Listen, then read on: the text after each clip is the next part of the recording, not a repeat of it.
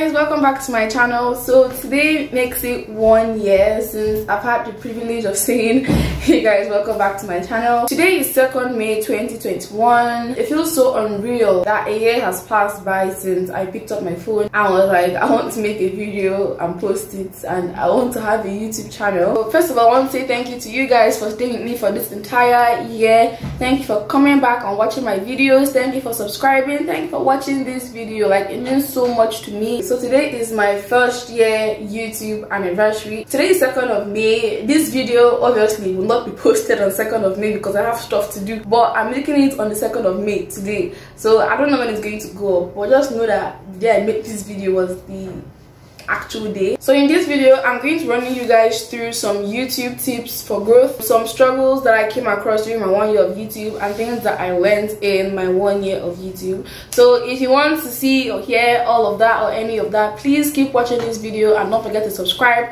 like this video, comment something in the comment section. So I'm going to start off with some tips. From the tips, we're going to go into the struggles, and then from the struggles, we are going to go into what I learned on YouTube. So the tips I'm going to give you guys are tips on how you can grow your channel, on how you should take care of your channel, on what you should do as a new or starting YouTuber. So the first tip that I have here is make videos on time and make them in bulk. When I first started making YouTube videos, I was making them like each day that I wake up, I just like, okay, today's a nice day, let me make a video. That was not efficient at all. Like, time, energy, like, no, that is not advisable. I advise that if you want to make a video, plan like 2-3 videos, so that once you sit down and you get ready, you set up your equipment or whatever, you don't have to just film one video and you end up feeling like, wow, so I did this just for one video. It makes more sense. Make a plan and be like, okay, on this day, let's say you bring out a Saturday or you bring out a Friday, especially if you're a student like me, you can't afford to making videos every day. A lot of these videos that you guys watch, I make like 2 to 3 videos on the same day. So that's just what I advise, to save your energy, to save time. I can't say you should edit in bulk because I edit when I have time to edit. The next tip that I have here is that you should start with what you have. I'm not even going to lie, YouTube is not something that I over process. It's not something that I was always saying I want to have a YouTube channel. It's just something that I thought about and I felt like it's something that I can do, like me knowing my personality and me knowing the type of things that would interest me. Don't sit there and be like, I'll start a YouTube channel when I lose weight, or I'll start a YouTube channel when my skin clears, or I'll start a YouTube channel when I have money. No, start with what you have. Like, you need to start somewhere. If you start looking for things that are going to make you not to start, there are 1,000 things that you can think of. You're going to find people that are actually going to want to watch you. So just do with what you have. You know, when you start, things are going to take off from there. You're going to find your footing. You should not be too focused on the numbers. You need to like take your eyes, take your mind off the numbers so that you don't get discouraged, because if you're looking at your channel, an entire day passes and you didn't gain any subscriber, you're going to start feeling down and you're going to start asking yourself, why am I actually doing this YouTube thing? You're not just going to open a YouTube channel where you start getting 50 subscribers in a day. So if you want to start a YouTube channel, be ready to stare at your numbers for 2 days, 3 days, 1 week without the numbers changing. Like, take your mind off the numbers. Think of the other reasons why you're doing YouTube aside from the number. Let that be your drive at the beginning. You should engage in your own channel. Allocate time to looking at your videos. Figure out the videos that are gaining views. Figure out the videos that are stagnant and are not gaining views. Figure out the videos that have more watch time. And then look at your thumbnails. Look at the ones that generated a higher click-through rate and be like, oh, people like thumbnails like this, or people like clicking on stuff like this. Take some time, reflect on your channel, see what you need to change. The next tip for you guys is that you should be open to changes. If you start your YouTube channel and you feel like you know everything, you feel like everything you did is perfect, I'm sorry, but that's going to be a huge misstep. When you are new on YouTube, you don't know anything, you don't know how things work, you don't know what people like. Look at your channel name, think about what people actually look at your channel name and want to click on your channel. As you're being open to changes, you need to experiment a lot. Don't hold yourself back, especially when you're starting your YouTube channel. You don't have much of an audience, so whatever you do, you're not going to get that much criticism. But that's the best time to try out different things. You can make a couple of intros and put them in different videos and ask people around you, which one is the best, which one do you think suits my channel the most. I've changed my channel by like 4 times now, and I doubt anyone is even noticing because I don't have a huge audience. You need to constantly be on your toes for you to know what needs fixing. Experiment with transitions. So the time I used to use transitions a lot in my videos, but through the experiment I realized that I don't like transitions that much, so I cut down on it. Your thumbnails, experiment with different filters, with different fonts, look for different apps that you can use to make thumbnails. Like, I know that's something that I did very well. I looked for apps. Like, I actually went on YouTube and kept searching apps for editing. The next tip for you guys is that you should make videos with titles that will show up on YouTube search. Now, for the fact that you're a small growing YouTuber, no one knows your channel. No one is going to search up your channel on YouTube. So what you need to do is to make videos with titles that when people search them up on YouTube, your video can pop up. Use titles that show up on search so people don't have to do much work to find your channel. I'm going to combine this with the next tip, which is make popular videos. Making popular and trendy videos can never go wrong. If there is a trend and it suits what your channel is about, why not hop on that trend? Why not make a video about that? If there is a video you found that gets tons of views, why don't you try out that video and make it and post on your channel? Because in the end, you're just experimenting and seeing what exactly works on your channel and what does not work on your channel. You should be in touch with other YouTubers. Find a way to connect with small YouTubers. Find a way to have like a group of YouTubers. Being in touch with other YouTubers help you constantly grow your channel. It teaches you new things. There are some things that you wouldn't know and someone will mention it in the group and you're like, oh wow, I didn't know this thing, and just like that you've learned something new. The last tip that I have here is that you should appreciate little wins and compliments. You should have goals for your YouTube channel. I want to reach 100 subscribers. I want to reach 200 subscribers. You may not have 100,000 subscribers, but you've gotten 100 subscribers. If you take a step back and stop looking at the numbers and actually think to yourself that wow, 100 people are watching me, that is going to make you appreciate it a lot more than you've been appreciating it. Or the first time when someone hit me up on Instagram and they were like, hi, I'm from your YouTube channel, I love your content. That kind of stuff makes me really happy. It's actually important to appreciate these small things. So going into some of the struggles that I had in my first year of YouTube, the first thing I have here is the question, why am I doing YouTube? What am I doing on YouTube? What is my niche? And the thing is that when I started YouTube, I knew why I was starting it. Basically for entertainment. I didn't start with the aim of I want to educate anyone. When I'm like,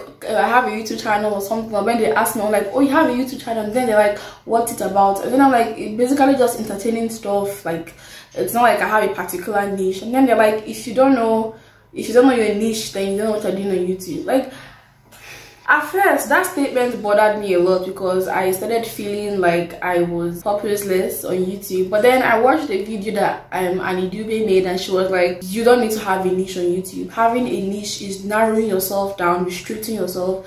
So I encourage you that if you want to make content on YouTube, you must not have a straight, narrow path. Do whatever it is you want to do, so long as you correlate, so long as they fall into the same category, so long as they are not too random. The second struggle I had is data management. It's a widespread fact that during quarantine, you probably use more data than you use normally. So imagine this added upon the fact that I started a YouTube channel. I was constantly watching videos. Like, I literally blow all my money buying data. At a point, I started thinking to myself, can I really sustain this? Always buying this amount of data. I had to cut down on a lot of things that I use my data to do. You know, usually when you're on YouTube, like, it's very easy. After watching the video, the one that comes after it, you click on it, you want to watch that one. So to restrict stuff like that from happening, what I did was that when I searched up videos, I just saved and downloaded the ones that I wanted to watch so that I don't get sidetracked. So after watching those ones that I downloaded, that is it. I'm not going back unless I have a need, or unless spontaneously I just want to go on YouTube and scroll. Another struggle that I had is constantly comparing my channel to other people's channels. At a point, it was not really healthy. Always comparing my numbers to someone else's numbers, always looking at this channel, and I'm like, oh wow, we have the same video, we have the same amount of subscribers.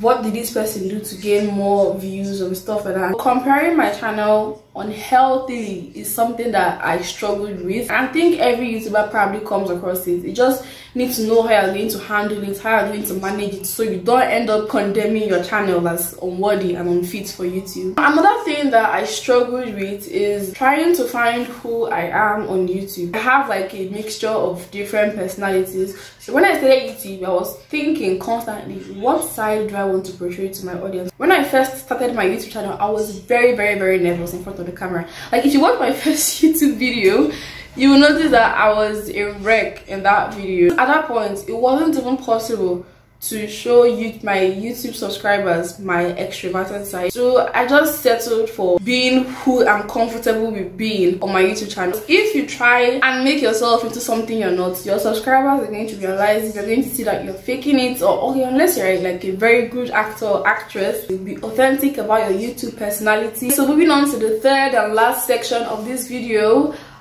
things that I learned in my first day of YouTube. And the first thing I learned is that learning is key. When I first came on YouTube, I didn't know anything about how anything worked. I had to start learning. I had to fish out people that I liked their content and start looking at what they do, how they edit, how they make their thumbnails, how they film. Even something as easy as vlogging, you need to learn how to vlog, you need to learn angles, transitions. It takes a lot of dedication and commitment to have a YouTube channel with flow. To have one that is constant, that's consistent, you need to be dedicated and you need to be committed. This is tricky because if you're a student like me, it requires you to actually make plans so that you don't allow your study time to enter your YouTube time and you don't let your YouTube time enter your study time. I noticed that when I started posting twice a week, I got like twice the amount of views that I used to get when I used to post just once a week. Another thing that I learned is that the best way and the best place to get viewers is on YouTube. I thought that if you send your links to your WhatsApp broadcast list, for example, Snapchat, your Instagram, I thought that was like a sure way to get viewers, but that is not it. The best place, the most efficient way of getting viewers is on YouTube. Target your videos towards people that have never seen your channel before. Target your videos to get ranked in search. So like when I post my links on Instagram, I don't even get that many clicks, but I just keep doing it because it's like just like a formality, so people can know and keep knowing that I have a YouTube channel. Another thing that I learned is not to judge myself too much on YouTube. When I edit my videos, I just think to myself, Machuku, you are constantly rambling. Like, what are you even saying? Like, I can edit out a whole 10 minutes from a video, 10 minutes that I feel like are not worthy to be in the video. If I find something that I said that I didn't like or I felt like was out of point, I just edit it out. No judgment needed. Like, you don't need to like beat yourself up so much. This is you just speaking into a camera. You don't have a speech that you're reading from, so you're basically just saying things off the top of your head. You make a mistake in your grammar, you don't need to beat yourself too much over that. That's perfectly normal. The last point I have that I learned in my first year of YouTube is that viewers do not equate subscribers, and not every subscriber is going to return to your channel. Before I knew much about YouTube, I thought that if you have like 100k subscribers, you should have like 100k views. That doesn't happen. And even if you have those 100k views, more than half of those views are not from your subscribers. So for the fact that people are watching your video in the first place doesn't mean that they're going to subscribe, and for the fact that they subscribe doesn't mean that they're going to return. So that's why I constantly keep saying turn on the notification bell so that you can know when I post new videos, because if not, you are subscribed to a lot of channels on YouTube, my content is going to go down, and unless YouTube recommends it to you later on, you're not going to see it.